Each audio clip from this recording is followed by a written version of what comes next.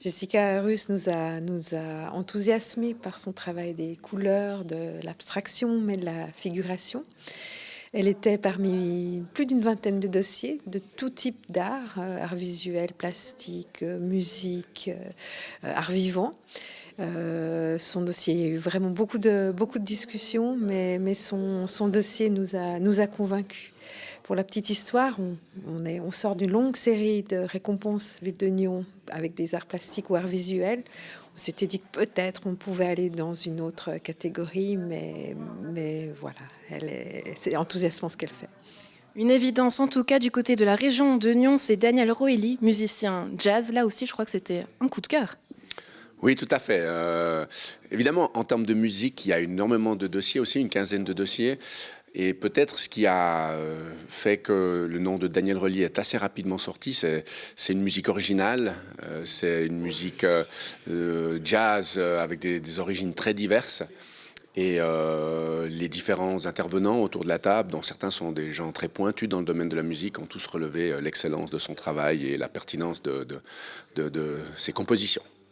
Une distinction et surtout un prix de 10 000 francs pour ces deux artistes. Et du côté du mérite artistique, là c'est un personnage, c'est comme ça que vous l'avez cité, Pierre-Henri Jacot, un galeriste nyonnais d'origine qui s'est établi ensuite à Genève. Là aussi ce mérite, il a son importance. Scopia a 30 ans. Scopia maintenant est à Genève, dans le quartier des Bains. C'est une galerie majeure à Genève, voire même en Suisse. Jacot et sa galerie Scopia existent à Art Basel, à Art Genève, qui sont des rendez-vous absolument exceptionnels dans le monde des arts plastiques au niveau mondial. Donc ça nous tenait à cœur de récompenser en fait cette passion, cette loyauté envers les artistes, ce travail de fond et de qualité pour plein d'artistes. Pourquoi est-ce que ces prix et mérites de la ville de Nyon et de la région de Nyon sont-ils toujours importants aujourd'hui ?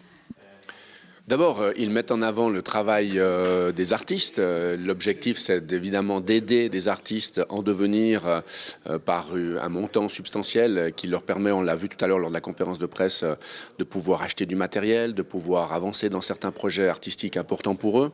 Donc ça, c'est une première évidence. Deuxième évidence pour les institutions, c'est aussi une mise en avant du travail qu'on fait. Finalement, cet argent public, il sert à bon escient pour notre jeunesse. Donc il y a la publicité pour les jeunes musiciens, mais il y a aussi une forme de présentation de ce que les autorités font avec l'argent public et ça met en avant notre travail. Un prix aux côtés de la ville de Nyon. Aujourd'hui, est-ce que vous sentez peut-être du côté de région de Nyon une pression, sachant que du côté de Nyon, il y a aussi des coupes budgétaires au niveau culturel. Est-ce que ce prix de la région de Nyon, il a aujourd'hui d'autant plus son importance ? Oui, c'est extrêmement pour nous, c'est important pour nous, c'est extrêmement important pour la visibilité de la région. C'est vrai qu'il y a des coupes partout, il faut le dire. Il y a aussi des coupes importantes dans le budget de la culture de la région de Nyon. Ma foi, voilà, on doit faire avec les moyens qu'on a. C'est malheureusement à regret le lot de beaucoup d'institutions de l'Ouest vaudois.